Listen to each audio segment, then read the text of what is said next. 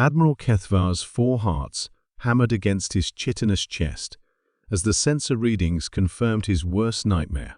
The massive holographic display aboard the Serenity's edge showed it clearly, a single dark silhouette emerging from hyperspace at the edge of the Altair system, its electromagnetic signature unmistakably Terran. "Distance?" he asked, his voice barely a whisper through his breathing apparatus. 12 light hours and closing, Admiral, reported Lieutenant Zara, her crystalline form flickering with anxiety. Estimated arrival at our position in 14 standard hours. 14 hours.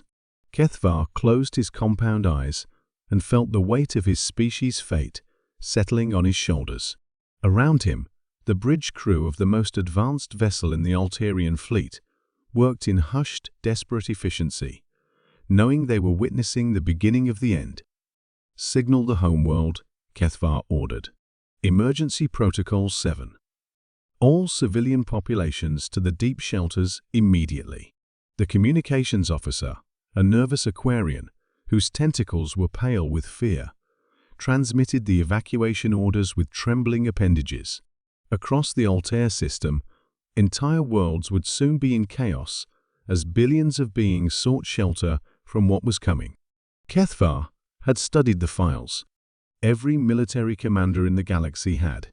The humans had only revealed themselves to galactic civilization 18 months ago, but their reputation had spread like a plague across every known system. They called their vessels warships, not defense craft, not patrol vessels, but ships designed purely for war. The concept was so alien that most species couldn't even translate the word properly. "Admiral," called out the tactical officer, "we're receiving transmissions from the approaching vessel." "Audio only," Kethvar commanded, dreading what he might hear.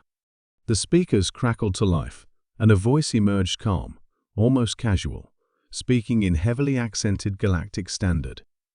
"Altairian vessel, this is Captain Sarah Mitchell of the Terran Confederation ship Defiance. Please respond." The entire bridge fell silent. Even their breathing apparatus seemed to quiet in the presence of that terrifyingly relaxed human voice. Kethvar had expected threats, demands, or the screaming battle cries that filled human historical records. Instead, the human sounded almost polite. "Respond, Admiral," whispered the communications officer. Kethvar steeled himself. If these were to be his final hours, he would meet them with dignity. "This is Admiral Kethvar of the Altairian Defense Fleet. What are your intentions in our system?" "A pause then, Admiral. We received your distress beacon approximately 16 hours ago. We've come to assist with your refugee crisis." The bridge crew exchanged confused glances. Kethvar felt his primary heart skip several beats. "I'm sorry, Captain Mitchell, but we transmitted no distress beacon.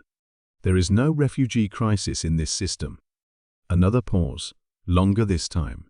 When the human captain spoke again, her voice carried a note of concern that somehow made her even more terrifying. "Admiral, our sensors are detecting massive population movements toward underground facilities across 4 different worlds. Our intelligence suggests imminent planetary evacuation. Are you under attack?" Kethvar's mind reeled. The humans thought they were responding to a crisis, but the only crisis in the Altair system was their approach. "Unless, Captain Mitchell," he said carefully, "the population movements you're detecting are a precautionary measure in response to your arrival." Silence stretched across the void between ships. When Captain Mitchell spoke again, her voice was completely different, sharper, more focused. "Admiral, are you telling me that an entire star system is going into hiding because one of our ships entered your space?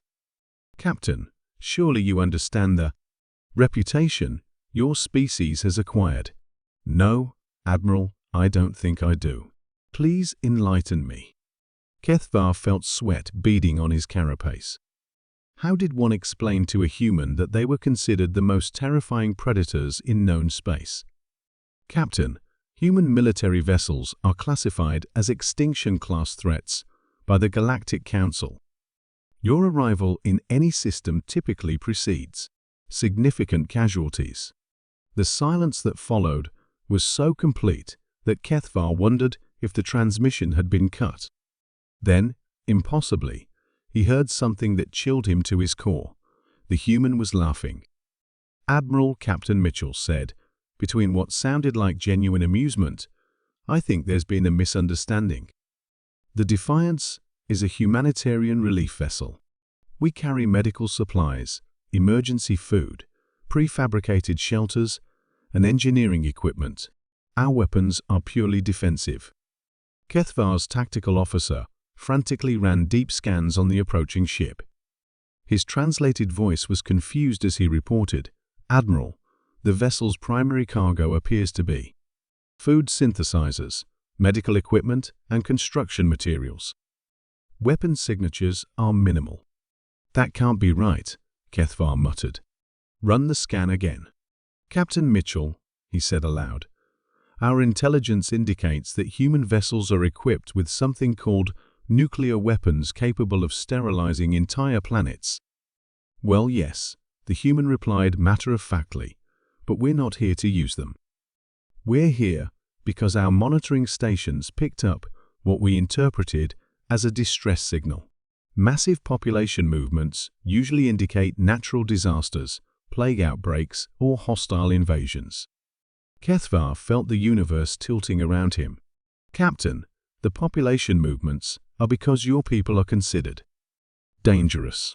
"Dangerous? How?" "Your species evolved on what we classify as a death world. You're natural predators. You engage in warfare as a recreational activity. You've been observed forming emotional bonds with your enemies and then showing them mercy for incomprehensible reasons. You're completely unpredictable." The human captain was quiet for a long moment. "Admiral, may I suggest a direct meeting? I think we need to have a conversation." Every instinct screamed at Kethvar to refuse, but diplomatic protocol demanded it. "Very well. Will you be bringing guards?" "Guards?" "Admiral, I was planning to come alone.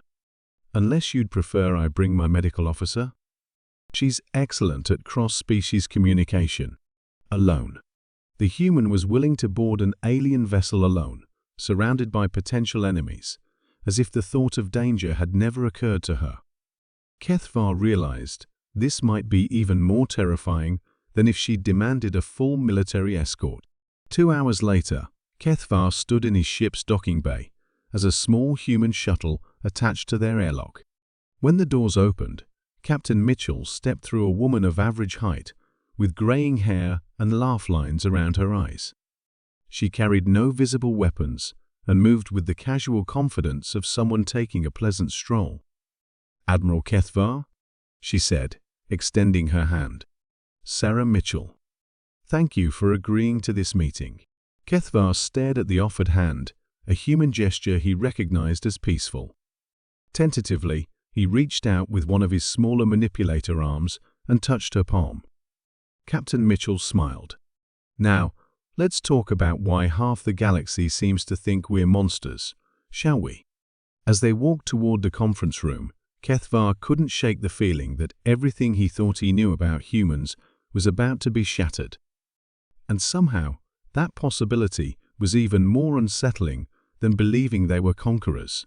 Behind them, the human shuttle sat quietly in the docking bay, its cargo hold full of medical supplies, and hoped the most dangerous weapons in the galaxy, because they suggested that humanity might be something far more complex than the monsters everyone feared.